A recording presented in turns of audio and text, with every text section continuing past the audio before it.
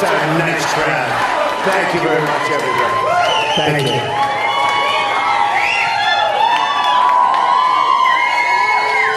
They love you here, President Trump. Thank you so much. Well, thank you so much. And it's an honor to be here. It's a nice group. We just left Pennsylvania. We had a big rally and a big speech. And I said, okay, that's it for the day, right? No, sir, you're going to D.C. now. Congratulations. But it's what I heard exactly the group. I knew it anyway. But when they reminded me this was it, this is so important. The job you've done is incredible, really. And it's an honor to be here. Thank you.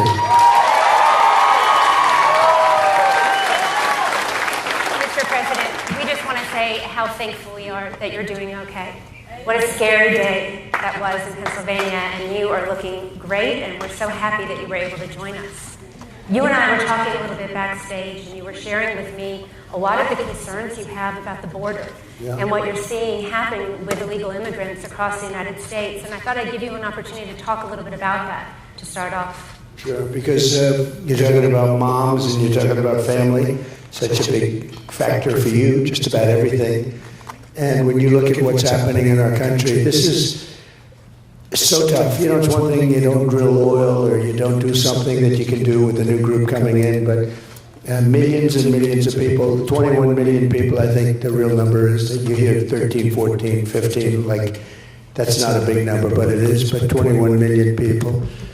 And many of these people are criminals. Many of these people are coming out of the roughest countries in the world, and they're coming from all over the world. They're not just coming from South America. You know, everyone thinks they're coming from like Guatemala, El Salvador. They're coming from Mexico. They're coming from everywhere. I was speaking to the Border Patrol. They said in the last 12 months, 159 different countries were represented by people having come in illegally. And that's some number. But these are tough people. They're coming out of the jails. They're coming out of the mental institutions.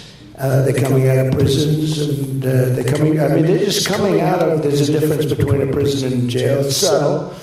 But I say that they come out of mental institutions and insane asylums. There's a difference there also. And they're coming into our country at levels that nobody's ever seen. And I've been saying for 2 years that this has got to stop. I've been saying for longer than that, but for 2.5, 3 years I said this has to stop, and now it's catching up with us. And you see what's going on in Colorado. I don't know if anybody got to see Aurora. I mean, they're taking over the city, they're taking over apartment complexes. These are young, very tough people. These are tough. They make our criminals look nice. That's the only thing good about them. Our criminals are like nice people by comparison. And if you saw the Colorado thing, and this is happening all over, just not Colorado, but the Colorado thing caught the imagination because there were many of them with the biggest weapons that you've ever seen. And these came from Venezuela, which is emptying out all of its criminals. You know what? Venezuela crime is down like 72%. Because they're bringing all of their criminals from Caracas and everywhere else. They're bringing them to the beautiful USA. Thank you very much, Venezuela. We appreciate it. And we're allowing it to happen because we have open borders.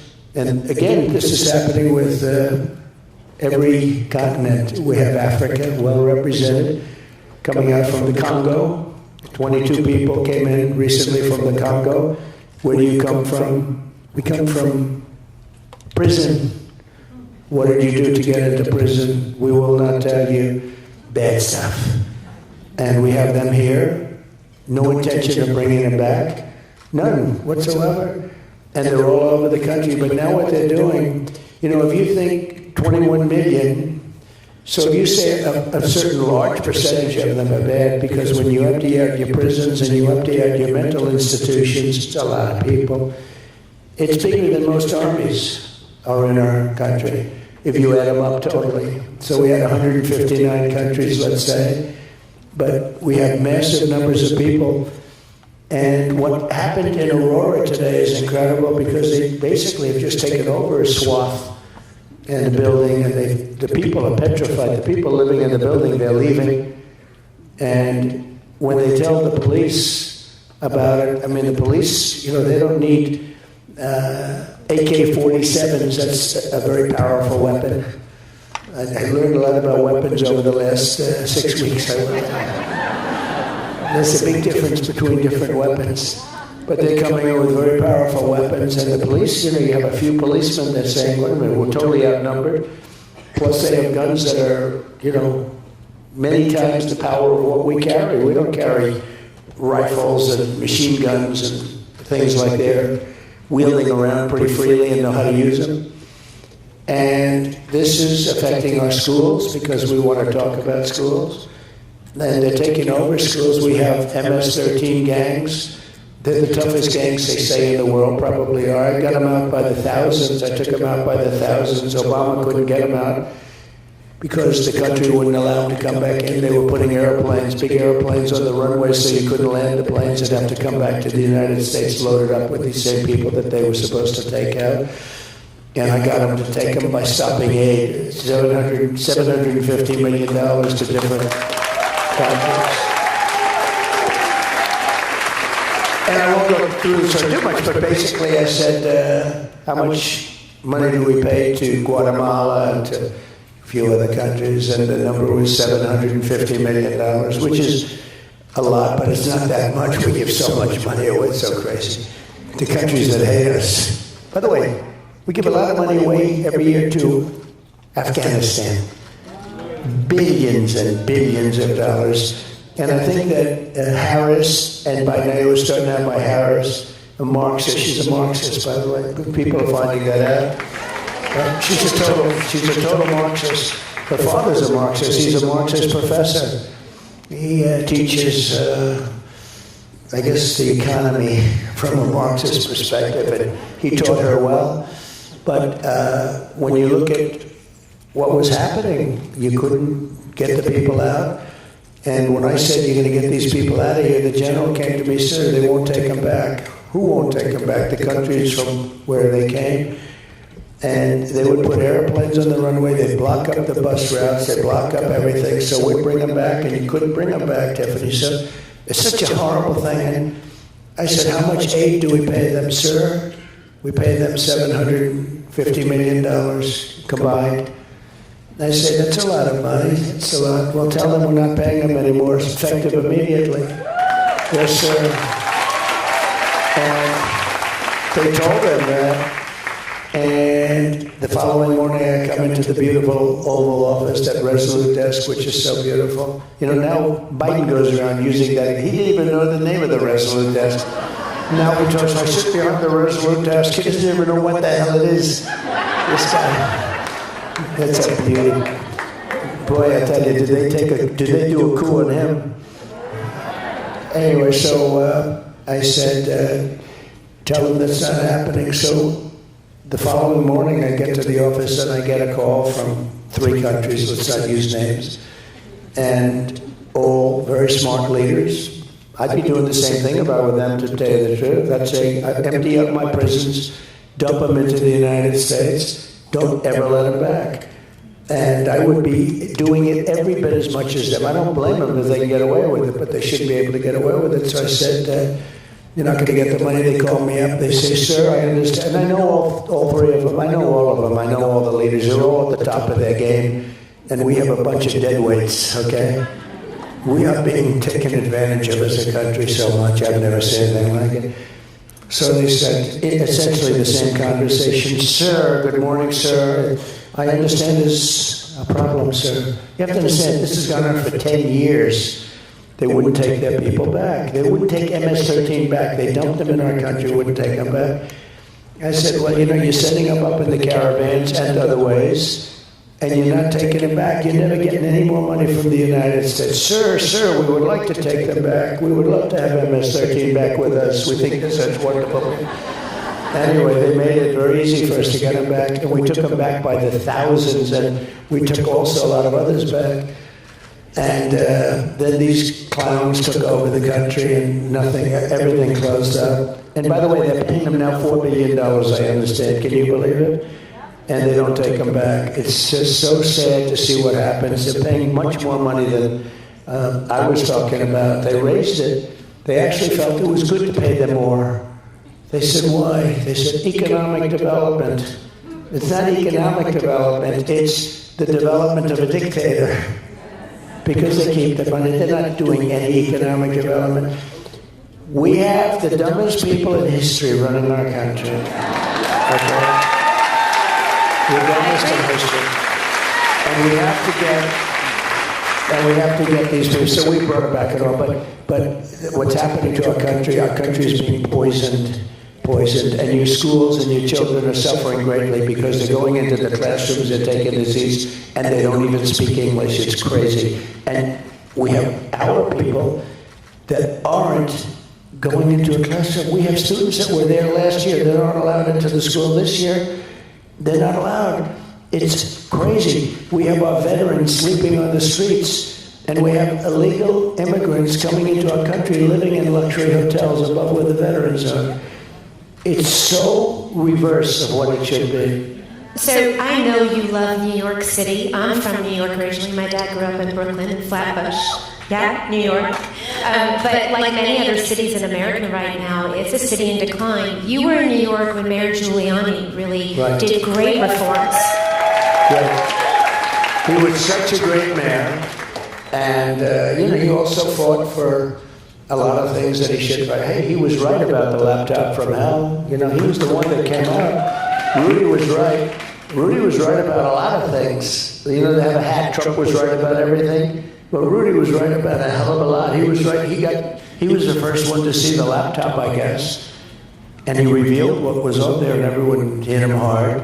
He's actually a very brave guy, but he was a great mayor, and he took over the city when it was in really bad shape and very dangerous, and he made it the safest big city in the country, and made it beyond that. It was a vibrant city, and now it's got tremendous problems. And in all fairness, look, you have hundreds of thousands of illegal migrants here. How do you do it? You can't run it. I read where they're spending billions of dollars. I thought New York had no money, and yet they're spending billions of dollars of money, and it's not given by the federal government. So how are they doing this? The city is suffering, and they're all suffering. No city can take in, when you think that 21 million people came into our country, that's bigger than New York. 21 million people came into our country. No country can take that. Nobody can withstand that. It's going to bring us down. And in addition to that, many of these people are hard criminals. And we have to get them out, and we're going to have deportation at the highest level we've ever had. As a higher level, the highest deportation was a pretty moderate guy, but Dwight Eisenhower, he hated that our country was being swamped. And Dwight D. Eisenhower, president of the United States, a good president, good general. He won because he's a general. And, generals, by the way, I know a little statistic. So, of the presidents, 92% were politicians, and 8%, before me, 8% were generals. And then I came along. And I don't think any rich guy will ever do it. They're looking at Trump, they say, I don't know. They all wanted to do it. They said, if Trump can do it, I can do it, I can do it. But they see what you have to go through, they say, maybe I won't give it a shot.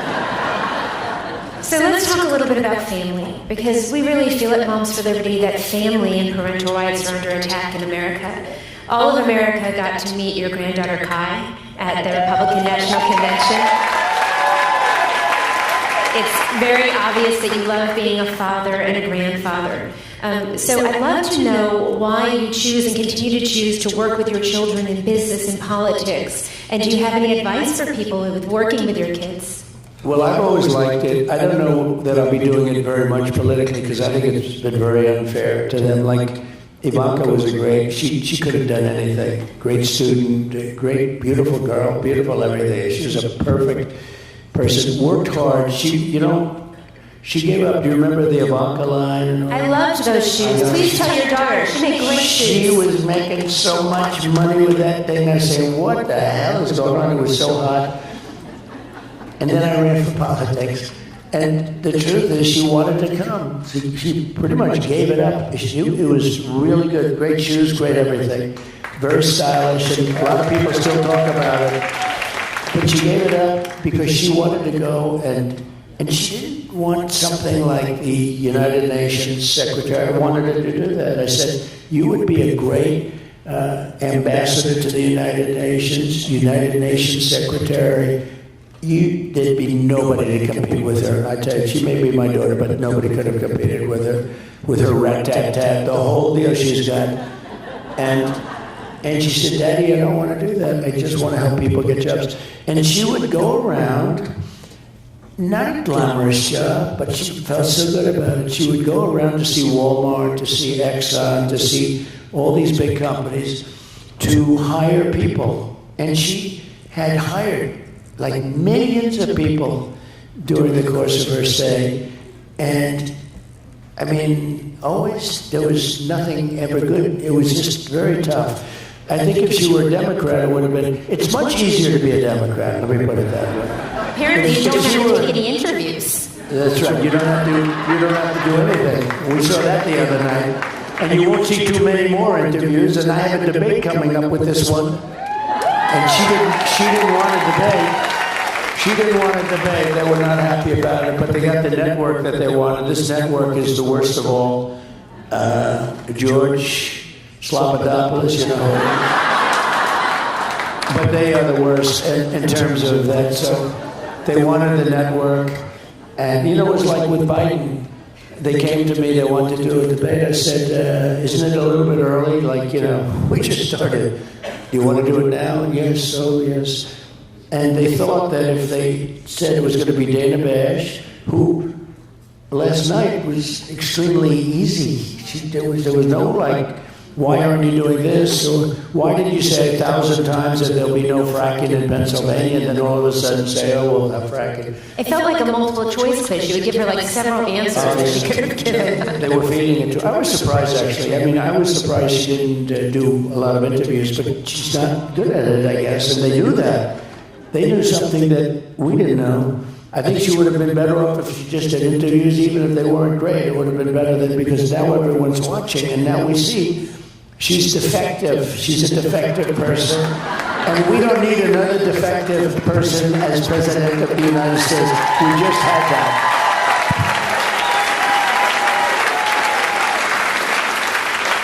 I've heard you talk about your mom in interviews before. She was obviously a very strong woman. Was she hard on you with school? Tell us about your mom a little bit. No, she wasn't. She was great. I had a great mother, great father, very different people. My mother came from Scotland, and she came over to this country. There's other people from Scotland. You know, actually, that's hidden. Do you know that some of the biggest, smartest, most brilliant leaders in business come from Scotland, and nobody knows it? Or at least, you know, their parents came from Scotland. But Scotland did very well in this country. I tell you, it's very, like, we have people, and I know that one group, they're a very successful group.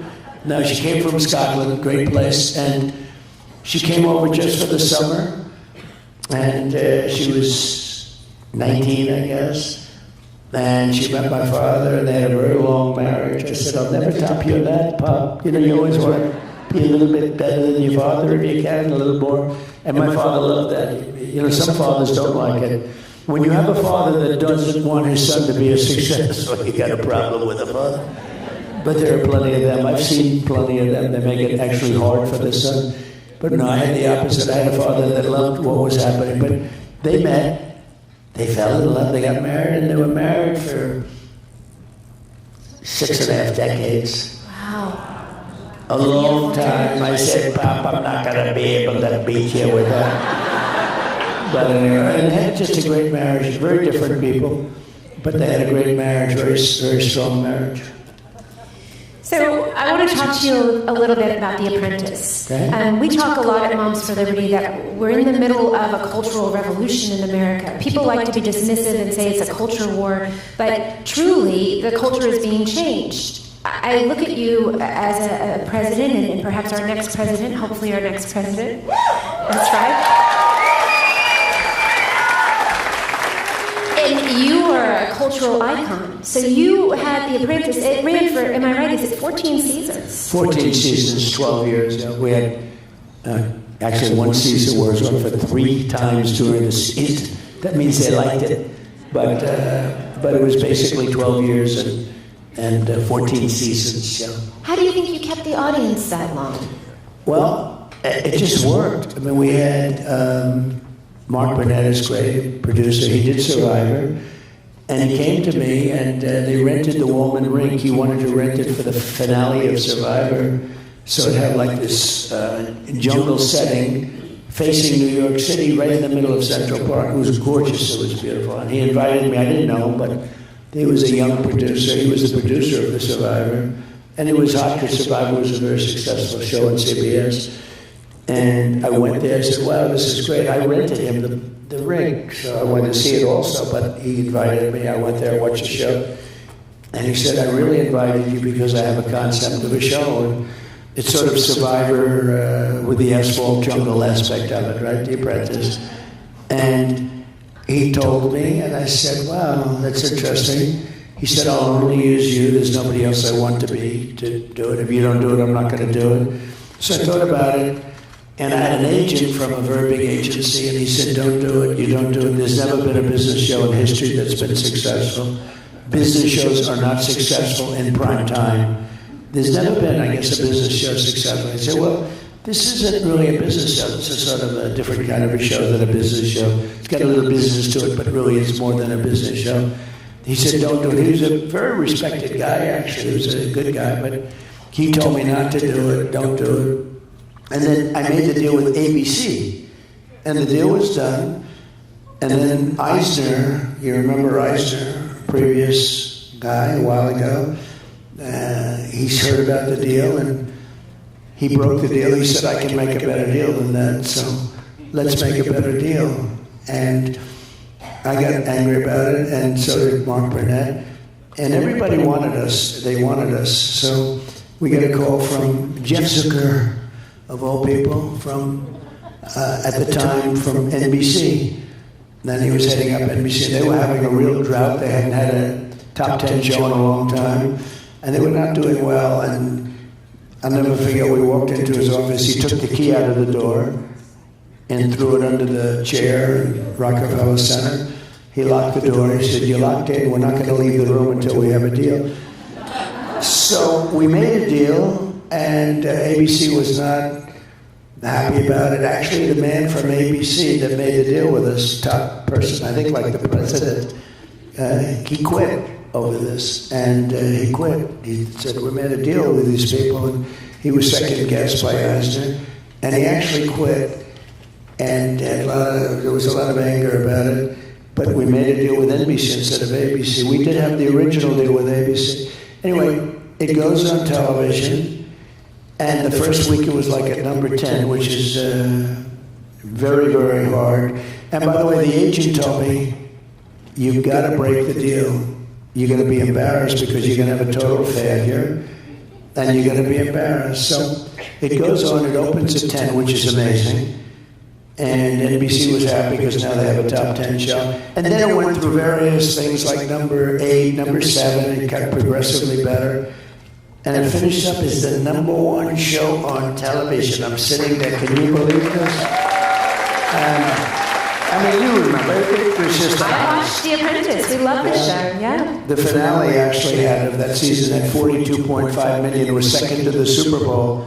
It was always the Academy Awards, and we beat the Academy Awards. Since then, the Academy Awards has gone to hell. It's incredible. You know why? Because all they do is, political stuff. They destroyed it. But, so it finished up, and number 1, and I'll never forget, and I enjoyed it. I said, I had the number 1 show, and I didn't even have an agent. And so I get a call from the agent. I'll never forget, 6 o'clock in the morning, he called me. He says, I want to congratulate you. Show's number 1. I said, yeah, it is. Thanks a lot. I appreciate it. He said, could I come over and see you? I said, why? He said, so we could work out a fee. I said, you told me not to do it. There's no way I'm paying you a commission. You told me that. They wanted to get a commission. I said, there's no way. I said, if it was up to you, I would have never done it. I got the number one show. You said I couldn't make it. So there's a little things, but it was successful for years. It just did well. And then around the 13th, actually the 12th season, they put me into a poll with a real stiff named Mitt Romney, total stiff. This guy's bad news. He's worse than a rhino. And he was running, and they just put me into a poll. I think it was NBC, and I was watching Meet the Press actually, and with Sleepy Eyes Chuck Todd. Did you ever hear of him? He's a sleepy guy, isn't he? Sleepy Eyes, another beauty. So they put me into a poll, and in the poll I go to number one. I'm rated number one. Romney's a distant second or third. And I was in various polls, and I kept saying, I'm always like rated number one. And I wanted to get out, but I couldn't get out of the contract because I had an apprentice. Plus, I had 2 buildings that I was finishing. I wanted to get them finished. Not good when you don't finish them. Rely on somebody else you don't want to do. But I said, maybe if I have a chance, I'll do it the next time. And I did it the next time I ran. And we had 17 people. It was a rather violent series of debates, if you remember, right? Rosie O'Donnell, only Rosie O'Donnell. That was a tough one. Only Rosie O'Donnell. You've said this and that. I won't use the terms. You've called women this and that and that. And a lot of it was show business related. I said, only Rosie O'Donnell. And the place went crazy. And the second question I got was Brett Baer. He said, this was a Fox one. And he said, please raise your hand if you will not support the winner of the group of 17 people, whoever wins the nomination. So I raised my hand. I was the only one. I said, I can't say for sure I'm going to support. I don't like certain other people. I don't know them. A couple of them I do. You remember that? Those were my first 2 questions. Only Rosie O'Donnell, and I raised my hand. And I said that. I was honest, and the place went crazy. So actually, they were 2 of the more interesting. They were the first 2 questions I had. I went through a lot of debates. I went through like 14, 15 debates then. Then we had the debate with crooked Hillary Clinton. Remember that one? Oh, that was pretty good. Who doesn't remember that debate? That was a pretty good one. Crooked Hillary, she was a crooked one. And we had... So politics has been very interesting. It never stops, right? Then we had the debate last time with Sleepy Joe Biden. How did he do? He was sharp as a tack. I would just like to say, I thought you handled yourself so beautifully in that interview. I have to be honest.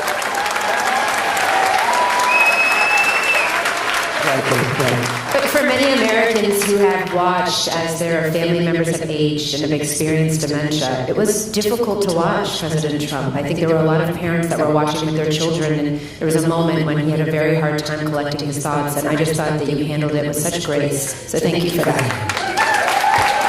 Well, I was a little surprised, and I was surprised by a lot of things. So I came on the stage and I looked, and I looked at him just for a brief moment because I really didn't look at him. I didn't want to look at him. I was angry at him because I think he's done a horrible job for the country. I think he's been the worst president we've ever had, and that includes the worst vice president. She's been rated the worst vice president, and don't forget, she was last in terms of getting the job. She competed for his job, and I think they had 22 people or something, and she was the first one to quit. She bombed.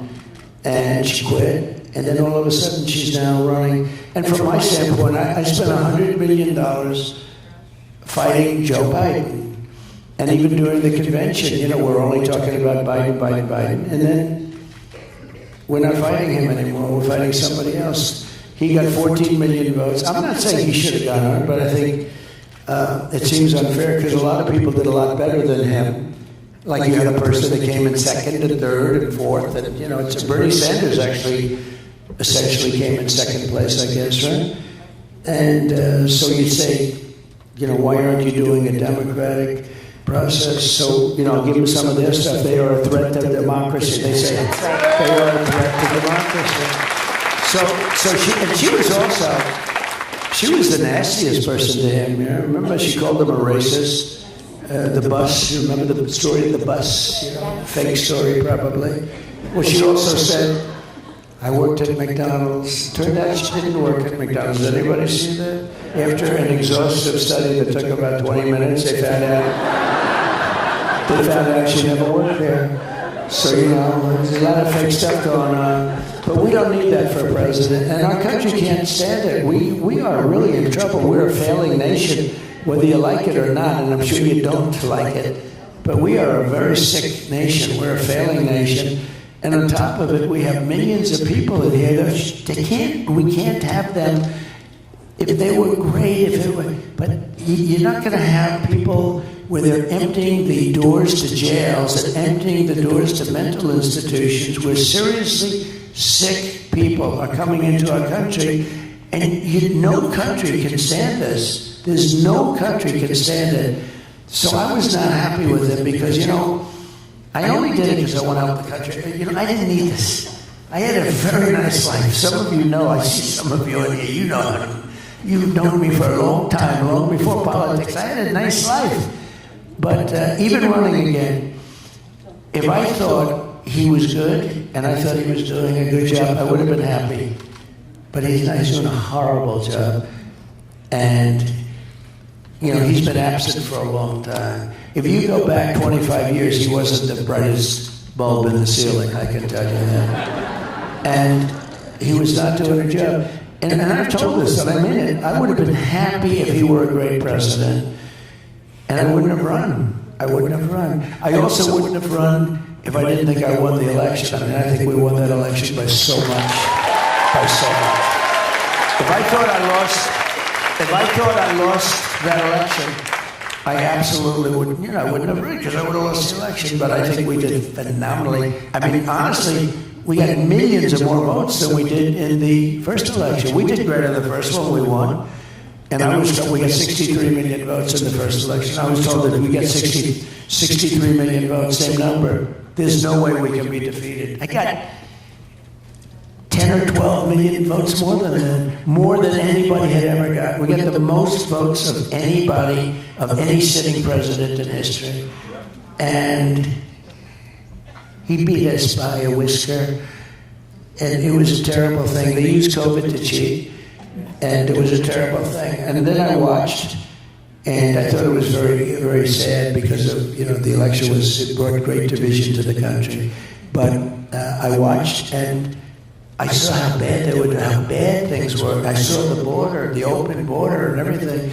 I found out about the open border when we built hundreds of miles, and then we had a little bit more that I was going to add because there were certain areas that you needed it. And we had everything fabricated, very expensive wall. Those walls are expensive. They're steel, concrete, and rebar. And they have a lot of wiring in them for all sorts of security equipment. But it's very expensive stuff. It's exactly what Border Patrol wanted. They have anti-climb bars and everything on them. So we did them. It could have been erected in 3 weeks. And they kept saying, we're not going to do it. And then I realized they weren't going to do it. And they sold a bunch of that wall for 5 cents on the dollar. So, that's when I realized they actually want open borders. Because you say to yourself, who would want open borders? Who would want men playing in women's sports? Just think of this stuff. No, but who would want that? All the things. Kamala Harris, apparently. Yeah. No, she wants it. You talk about like cars. I'm a big fan of Elon. Elon gave me tremendous endorsement. It's good, isn't it? You're going to have to send a rocket up to get those people out of there. It's crazy. It's great. I said, what are you sending a rocket up? Well, Elon is a very different kind of a guy. As he thinks, he talks. Whereas a lot of people, they want the words to be perfect and all. And they think less and talk more. With Elon, it's like, I'm doing a new stainless steel hub. That can get us around the engines much quicker because there's a problem with the type of engine going into space nowadays. And I'm hearing it. And, but in the end, I think we can have a good hookup because of the new foils that are coming up. And I'm hearing everything that's going through his mind. But he's a super genius guy. Oh, I loved that conversation that you had on Twitter. I listened to the whole thing. I thought that was absolutely fantastic. I think we're going to do another one, too. They had a number, like I heard 750 million. They had a number that was so crazy and large. And we had a good time. We talked for 2.5 hours. And, yeah, it was the number one ever. There's never been anything like it in terms of people listening or watching or whatever. But he's a great guy. But I said to him, the one thing is that, and I'm a huge fan of his electric car. I think it's incredible, this car. I think what he does. And I'm a big fan of electric, but they don't go far. And they are expensive. And China does have the material. We have gasoline, more gasoline than anybody else has. I call it liquid gold. We have liquid gold. But, and electric absolutely has a place. You have electric, but you have to have gasoline-powered cars and hybrid-powered cars, and maybe hydrogen is going to be next, who knows? But, the things that they're proposing. It's interesting, I mentioned men playing in women's sports. So, the Olympics, we watched the Olympics, right? And did you see the boxing situation? Yes, sir, we did. So you had this beautiful champion Italian female boxer, and she was supposed to be very good against women. And I was watching it for some reason. I find it very interesting. And she was fighting a person that transitioned. And I wouldn't want to fight this person, but transitioned and met certain qualifications. So, can we talk about that for a second? Yeah. Because you're talking about Elon Musk. Elon Musk recently did an interview with Jordan Peterson, and he talked about the fact that one of his children has decided that they're transgender. He talked about the woke mind virus. When you look at Tim Walz, who is now Kamala Harris's running partner, he has made his state a sanctuary city, sir, which means that a sanctuary state, for children, that they can go there and have gender surgeries paid for by the government. And so I just ask you, there's been an explosion in the number of children who identify as transgender, and children are being taught that they were born in the wrong body. It's an incredibly abusive message to send. So let's talk a little bit about some of the things that you might be able to do as president. Well, you can do everything. President has such power. He has such power. For instance, you can close the border. You don't need a bill. They keep saying, well, just give us a bill. They had the worst bill I've ever seen. It was a disaster. And they wouldn't have signed it anyway, because they do want open borders. They want to have open borders. They want to have all sorts of things that almost nobody in this room wants, who I think 85-90% of the country doesn't want if they actually. I absolutely agree with you. But the transgender thing is incredible. Think of it. Your kid goes to school and comes home a few days later with an operation. The school decides what's going to happen with your child. And many of these childs, 15 years later, say, what the hell happened? Who did this to me? They say, who did this to me? It's incredible. Just to finish that boxing, so the Italian girls, and the left is not a hard punch for those of you not into pugilistic affairs. But the left is just sort of a guarding punch, right? So she's fighting this person that's transgender, and the guy, boom, hits her with the left. It was like she got hit by a horse. And then she backed up. It was weird. She's sort of like, and then he hits her with another left, and she said, that's enough, I can't take that. He ended up winning the gold medal. And there was another one who also transgendered, and he or she ended up also winning the gold medal. Tiffany said it, I didn't. See, I'm a politician, I have to be politically correct. I'm a mom, I have to protect my kids. No, but think of it. So the two people, the transgender, the whole thing is crazy. Have you seen the swimming records lately? How about the weightlifting records? That's one of the best. You know, a record that was like for 18 years, they put a quarter of an ounce on one side, quarter of an ounce, a little bit on one, a little bit. I think it held for 18 years. This guy walks along and what did he beat the record by 115 pounds?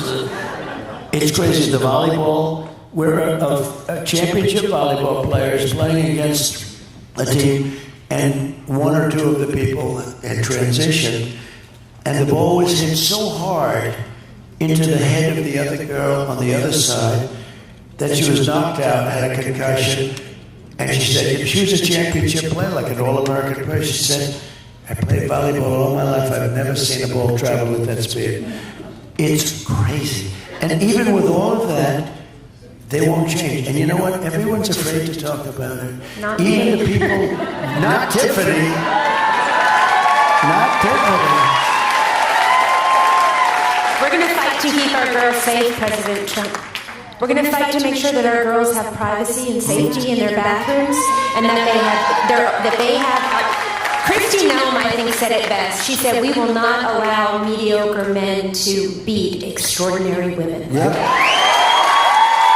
That's right. It's also very demeaning to women. I don't know how they get away with it, but the Olympics was the best thing that I've seen, because you really see when these boxers came out, it was so ridiculous, and they just go through it like nothing. And why should women have to swimming to? Why should women have to compete? Now it's sort of hard to get in. I don't know how these two people got in, but they got in because in some cases, you know, they weren't allowed in, so they have a crazy standard going on. But it's so demeaning to women, and women are working so hard to like make a team or to make a record, and these records that are being set now by people that transitioned will not be broken maybe 1,000 years from now by a woman. I don't know. But they're not going to be broken by a woman. It's a very sad thing. And you know, Kamala is totally in favor. Now, she's gone away from everything. You know, she's called the greatest flip-flopper in history. She loves fracking now. She said, there will never be fracking. We will never frack. And everything that she said would do, she's not doing it. There's like 12 or 14 things. There's never been anything like this. And you know, in one way, it makes you very dishonest, because, you know, I could see somebody throughout history, people have gone into one or two areas where there's a difference. You know, you like something and then all of a sudden it's, but almost every single thing. In fact, we're seriously thinking about sending her tomorrow a MAGA hat because she loves everything we're doing. So we're going to send her a nice, bright red, Make America Great Again hat. You should do that. I love when J.D. Vance said that he thought maybe she might come out at the debate with a blue suit and a red tie on. That could happen. It's crazy. So, President Trump, you know, our moms are busy women, and they have families and busy lives, right? And many of them never thought that they would get involved in politics and run. Did you ever think about running for office at other times in your lives? And then just some advice, because you come under fire a lot. Our moms are standing for things that often the media attacks them on. We'd love to get some advice from you about running for office. Yeah, so I would say don't do it. Run for office. We want you to run for office. I do say this, though. It is nastier to run as a Republican. It is. Now, I'm the ultimate, you know, I mean, they suffer from a thing called TDS. Do you know what that is? TDS, it's a horrible, horrible terminal disease. It destroys the mind. It destroys the mind before the body, but the body eventually goes. TDS is Trump derangement syndrome. They have it at levels. They can't even stand their life. They can't stand anything. And you know, part of the reason is I won an election which everybody said couldn't be won. Couldn't be won for a lot of reasons. Number one, he had never done it before. You know, it's not that easy to be a politician. I mean, you have to have something. And we won, and we really did a great job. You know, we rebuilt the military, we gave the largest tax cuts ever, the largest regulation cuts. In terms of health, we did something that was amazing. We had right to try. You know, we have the greatest scientists in the world, greatest doctors in the world, greatest laboratories in the world, better than anybody else, much better than China. China's very good, but much better. Acknowledged. And we have things to fight off diseases that will not be approved for another 5 or 6 years, that people that are very sick, terminally ill, should be able to use, but there was no mechanism for doing it. And I got everybody into a room. The insurance companies didn't want to allow it because they're terminally ill. They don't want to do it because then they'll get sued for somebody dying even though they're terminally ill. The states didn't want it. The government didn't want it, the federal government. Most of all, the doctors and the labs didn't want it because they didn't want to say that we're going to try and make somebody better. They didn't get better. Now everyone's going to say whatever it is doesn't work. And I got them all into a room, everybody, and I said, here's what we're doing. You're going to sign these documents. Nobody's going to have liability. If somebody wants to come, because you know they fly to Asia, they fly to Europe, they fly. If most of them didn't have money, they'd go home and they'd die. It was a hopeless situation. But if they had money, they'd go to Asia, they'd go to Europe. We have much better technology. And what happened is I got everybody in a room. I said, listen, there's not going to be any liability. People are going to sign a document that they're not going to sue the country, they're not going to sue the state, they're not going to sue the doctors or the medical platforms, they're not going to sue anybody. They just want the drug. And we have saved thousands and thousands of lives. It's amazing. It actually worked out differently. The drug companies now are liking it to a certain extent because it's the ultimate test. Somebody's terminally ill, and all of a sudden they get better, and it's happening with thousands.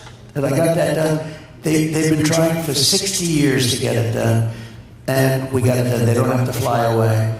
And it's really had the reverse. People were finding cures to things. And when a terminally ill person, a person that's almost ready to die, goes in and starts taking something, and now all of a sudden that person gets better. It's an amazing thing, and we save thousands of lives. So we've done a lot of. We'll talk about parental rights if we could for a little bit. We're a parental rights organization. And we saw Terry McAuliffe lose his bid for governor in Virginia. Remember that? Yeah. I actually do. And he said famously that he didn't think that parents should be making decisions about what their children were learning in school.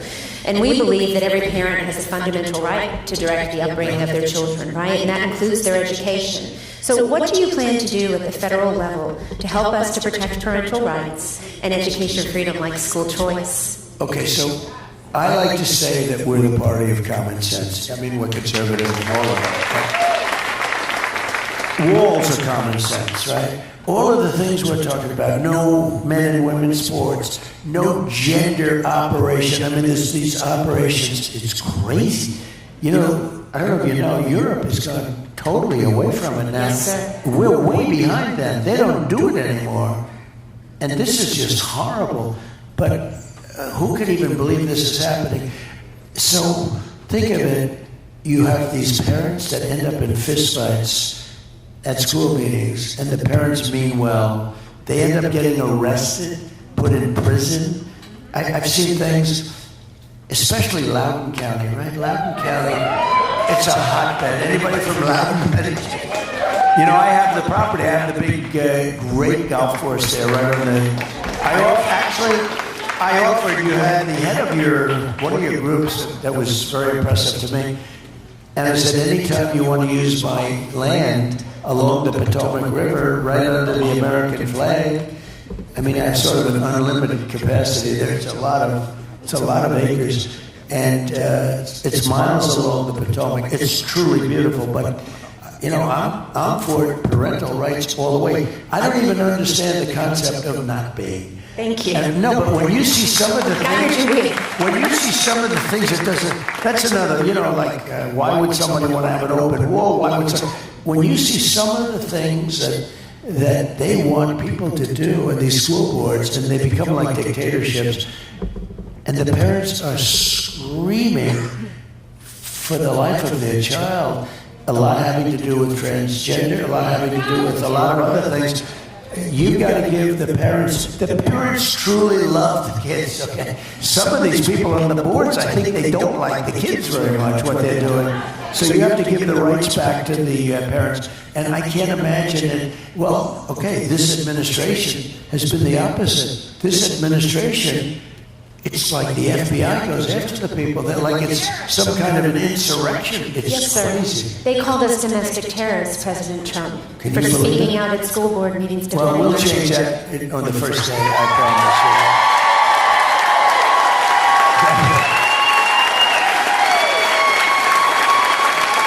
Now, can you believe it? You are not a domestic terrorist or a terrorist. We do have terrorists coming in, and they're coming in by the thousands, but you're not wanted. Thank you We'll very get that much. changed. And you know, the president can do that very easily. But you just wonder, where's the mindset to take the parents' rights? I see those meetings, and it does seem like Loudon has a lot. You know, that Loudon is the ultimate example of it. It's so vocal. But tell the people in Loudoun County, if you would like to be on the Potomac River, beautiful, having a picnic and talking about taking your rights back, where you're allowed to say, could my son study a little bit of arithmetic instead of something else? Could we teach the kids to read? That's correct. That's right. Yeah, let's teach them how to read, please. So, let them know that. That would be my honor. Absolutely will, and thank you for that. We appreciate the support. So, Tina Deskovich, the co-founder of Moms for Liberty, and I, we do a lot of interviews, and there's a lot of international interest, specifically Japan. We get asked for a lot of interviews, and we were talking with a reporter, and we said, why is there so much interest in Moms for Liberty in Japan? And he said, we are watching America's light dim. And we're very concerned, and we want to know what you're doing about it, and you guys are doing something. And so I feel like America is slipping back from the freedom and liberty and the beacon of light that we've been. So how will you take us forward? We're a nation in decline. We are. And it's because of the people that we have leading our nation. We are a nation. I say this, and I said it a little bit in 2016, and I meant it. We had a bad border, but it was like unbelievably good compared to what we have now. I mean, we had a bad border, but it was a regular bad border. This is a border the likes of which there's never been anything like it. This is a horrible. Many people are killed coming up in the caravans. It's rough stuff. You go through snake country. You go through. It's just these. What happens? And by the way, remember I said rape when I first came. Well, rape is. Massive percentages of women are being raped and just beat to hell coming up in the caravans.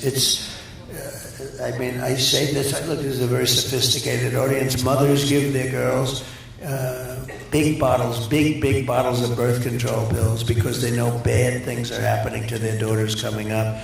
And we're allowing it to happen. We're telling them, come up, we're going to give you education, we're going to give you this. We're getting them to come up. If you say the border is closed, and it is closed, people aren't going to even come up. Those journeys up, when you talk about death, many people are dying, especially women. Many people are dying on the trips up. They're being mutilated, and it is a nasty. And when I first came, I said, I used the word rape. I remember I got great marks for the speech when I first announced I was running. I remember that in the lobby of Trump Tower. And 2 days later, I think the Times called, did you say rape? I got great marks. They said it was a great speech. And then they said, did he say rape? And I said, yeah, I said rape. That's what's happening. Tremendous levels. And after that, it was like, that's when it all began. And it was like, incredible what they said. Well, what I said is nothing compared to what the fact is. It is a horrible thing. Those caravans are mean. And you have people, 10 to 20, 25,000 people coming up in these massive caravans. And there's tremendous death and injury and problems that nobody would even believe. And we're causing this.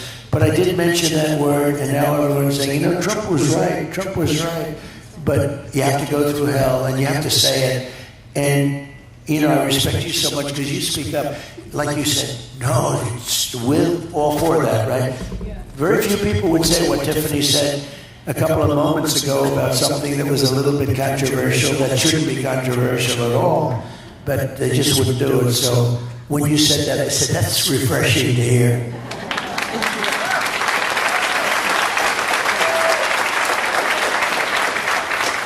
I just want to thank you for taking the time to meet with so many of the victims' families of crime that we've seen, Lake and Riley's family, for example. I'm just going to ask, what is that experience like for you, meeting with the parents of children who are being killed by illegal immigrants? It's terrible. They're being killed by illegal aliens. There's no correct term, because any term you use, they criticize you. You shouldn't use the word alien. You shouldn't use the word migrant. They want to take all the words away so that you can't talk about the subject anymore. That's exactly right. But Lincoln was this beautiful young woman who was savagely beaten and killed by a migrant. But there are many of them. I can tell you the parents will never be the same. I was at the border 3 days ago with 3 people, 2 where their child was killed, and 1 where she was badly injured. Beautiful woman. She was badly hurt. They stole a car. She tried to stop them, and they ran her over, and this and that. She was, thought she was going to be dead, but she had a terrible fracture of the head. And I had a case that was very interesting. The 13 people that were killed in Afghanistan, you all know about that. That was grossly incompetent. Getting out was fine because I was going to get out. I would have been out before them, but we had an election that happened. But we would have been out with dignity and strength. We would have taken the military out last. Not first, they took the military out first. But they had 13 people killed, and I got to know many of the families of the 13. It was a terrible, tragic thing. None of them should have died. Those people were essentially killed by a stupid administration that didn't know what they're doing, and bad generals like Milley, who was a bad general. And, nobody was fired. It was the most incompetent. I think it's the most embarrassing moment in the history of our country, the way it happened. Remember the planes taking off and people falling off the planes. Many people fell to their death. They were hanging onto the wings. They probably thought they could take the plane and fly on the plane, and they didn't realize the plane's going 500 miles an hour. And they fell off at 3,000 feet. That's 3 times the height of the Empire State Building. They fell off. They started falling off, and then they all were off. And a lot of people. But it was a horrible, horrible moment. But you had 13 people killed, many people badly injured, meaning no legs. We had one, no arm, no legs. And the arm that was left was battered. Face was badly hurt. And these are people, this is just horrible casualties. But I got to know the people. I felt very badly, and they viewed me as their president, frankly. And I don't want to do anything about it. I don't want to say that, but they viewed me. And I everybody knew because it was covered, but not covered like the press should cover it. The press doesn't talk about bad things. They don't talk about what happened in Afghanistan anymore with the Taliban, with that horrible leaving. It wasn't the leaving. It was great to leave because, they were there for like 20 years and we were leaving, but we were going to keep Bagram, which is one of the biggest Air Force bases in the world. And we were keeping it not because of Afghanistan, but because of China, because it was 1 hour away from where China makes its nuclear weapons. So we were keeping that. And it would have been fine, but it was time now to turn it over. Despite the threat to democracy, I did turn that over. I didn't say, they said, he'll never give it over. These people are crazy. They're crazy. But anyway, so I gave it over, and they took over. And I didn't have anybody killed in Afghanistan for 18 months. I had a long talk with the head of the Taliban, who's really the boss. And his name is Abdul. And I said, Abdul, don't do it. Don't do it. And you don't do it. And he said, but why, sir? Why do you send me a picture of my home? Abdul, you'll have to figure that one out. He went, but why do you send me a picture of my home, Your Excellency? Call me Your Excellency. And he was fine. Look, I said, you can't do it. You can't do it. You hit any. They had snipers that were killing our people. Our wonderful soldiers, you know, snipers from a long distance. And we didn't have to lose one person in 18 months. And then we had this catastrophe happen, which should have never happened. We had them in good shape, but we had to get out. It's ridiculous that we were there. And we left $85 billion worth of equipment. You know, they became brand new equipment, too. Equipment that I bought. They left brand new goggles, tanks, planes. We left it there instead of taking it out. I remember when Milley told me, General Milley, he's one of the woke guys, you know, he was saying, you know all about him, he's bad general. But he was saying, sure, I think we should leave the equipment behind. I said, why? Because I was talking about getting out. And I was going to get out. I brought it down to the number of men, but we had to keep Bagram. You got to keep the Air Force, the big base. Built many years ago for billions and billions of dollars. But he said, sir, we should leave the equipment behind. Why? Well, it's much less expensive. I said, wait a minute. We got a $150 million airplane, and we could fill it up with a little gas, a tank of airplane fuel, and fly it to Pakistan or fly it all the way back home. You think it's cheaper to leave it? And it's a new plane? You think it's cheaper? You think it's cheaper to leave Army tanks where we can put them in a trailer? Yes, sir. It's cheaper. I said, this guy is really bad. It's true. And that's when I lost total respect for the guy. I didn't have a lot because you never got good news. I want people where there's good news, you know? Like the general I used to knock out I knocked out 100% of ISIS. It was supposed to take 5 years. It took about 4 weeks, right? We have a great military. I tell you, I had a great general in charge of that, and he knocked the hell out of it. He said, sir, I could do it in about 4 weeks. I said, why didn't they do it before? Sir, they didn't want to really fight. They wanted to be politically correct, sure. But it was amazing. We have, I just say to this room, we have a great military. And our real military is not going to be woke. You couldn't convince them to be woke if you screamed at them all day for the next 10 years. But the guys on television are woke, and a lot of the top people are woke, but they'll all be gone pretty quick. They're going to all be gone. You get them out. You get them out. When I was in Milwaukee, I got to meet some of the Gold Star families. And we had a big problem. So I was called by these families. There were probably 4 of them. There was also somebody very badly injured with the legs and everything. And they asked me, would it be possible 2 days ago, right, to go to Arlington National Cemetery to celebrate the life of their children who had been killed 3 years ago. And this was the whole thing, the whole disaster in Afghanistan, where they set off a bomb and probably 500 people were killed altogether. And we got to think of the other side also, but it was a terrible thing. But we lost 13 soldiers. We had 45 soldiers that were really badly hurt too. Nobody ever talks. You ever notice somebody loses their leg or both legs or their arm? In one case, an arm and 2 legs. And nobody ever talks about them. They talk about, because we have to remember that those people are, nobody ever talks about them. And we had some people that were horrifically injured. Anyway, they called and they said, sir, would you be able to come? Now, I got to know them because I have a place in Bedminster, New Jersey, which is a spectacular place. And they wanted to know whether they like New Jersey. New Jersey is good. New Jersey has some of the most beautiful things. But so this is a beautiful place. And I had most of the families there about 1.5 years ago. And they all wanted to know whether or not I'd be showing up. I didn't know if I could.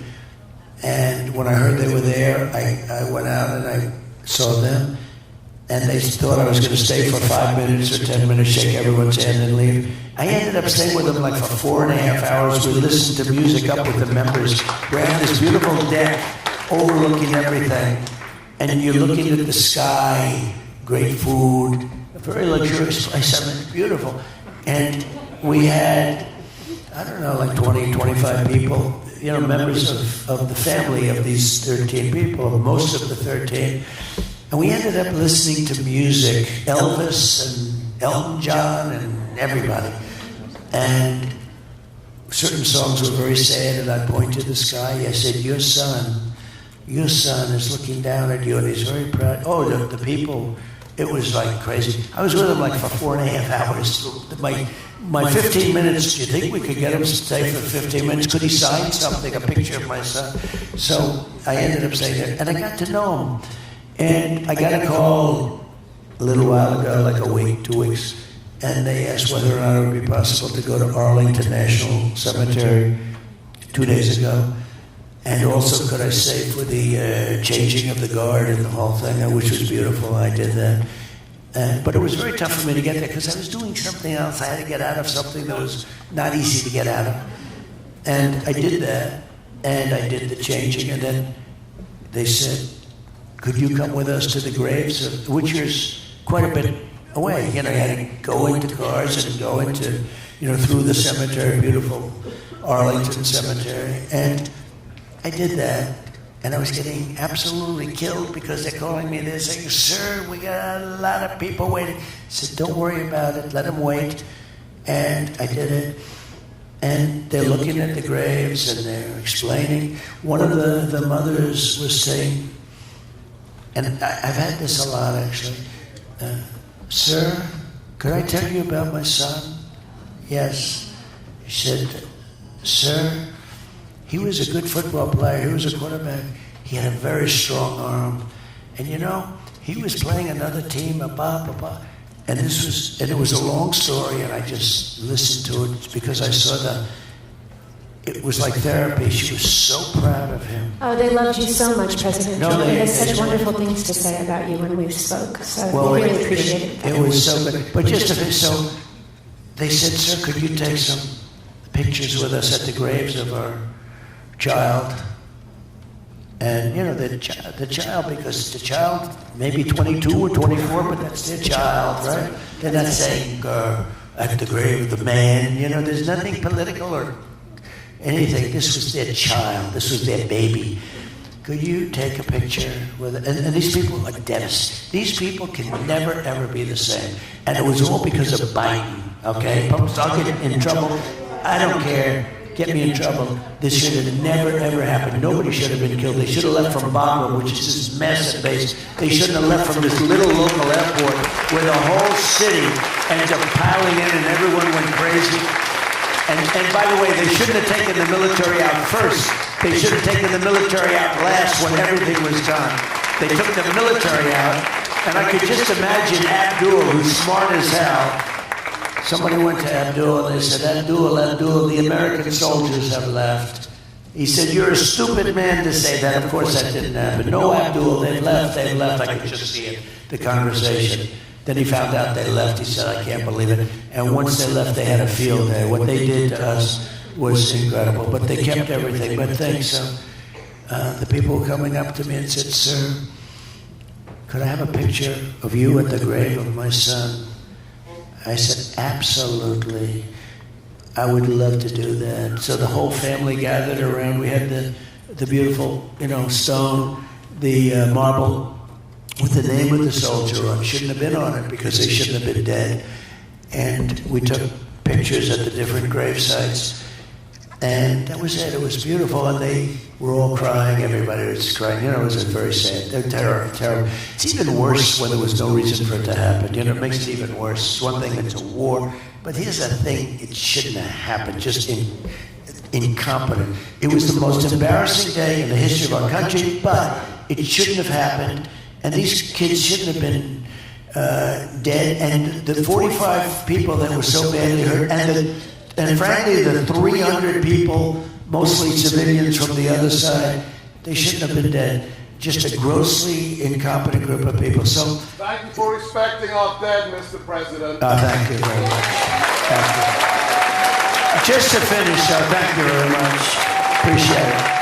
So, but just to finish. So I took pictures. I said to people, I told the story once today. I said, should I tell it? Because I think it's a terrible thing. So I stood with the mothers, fathers, sometimes both, sometimes a sister. There was a sister, beautiful sister, who also had some difficulty because of a war injury. But I stood with different people over different graves and took pictures. I didn't want to take pictures, but I wanted to take them if they wanted to take them. And I'm the former president of the United States is with them. They're very happy about that, as happy as they can be, because they'll never be happy. And I took pictures, and that was it. And I left, and we said goodbye, and it was beautiful, actually. And then I get a call that night, sir, we're getting a complaint from the White House that you used the soldiers for publicity pictures and for public relations. And I said, I can't believe it. And I said, I can't believe it. So here's a guy that he killed those people, okay? These people were killed by Biden as far as I'm concerned. And then I get a call, and I'm taking pictures. These are pictures with parents, etc., sisters, brothers, people that are laying in the ground right there, shouldn't be dead. And I get a call. And I actually got a lot of bad publicity. They said President Trump spent time at Arlington National Cemetery taking pictures of things. It's just so disgusting. And I'll tell you, if you haven't noticed, I get a lot of publicity. I don't need that publicity. I don't need that publicity. It doesn't. I get a lot. I get too much. I'd like to have half the publicity. I want to hire a PR person to get me half the publicity, all right?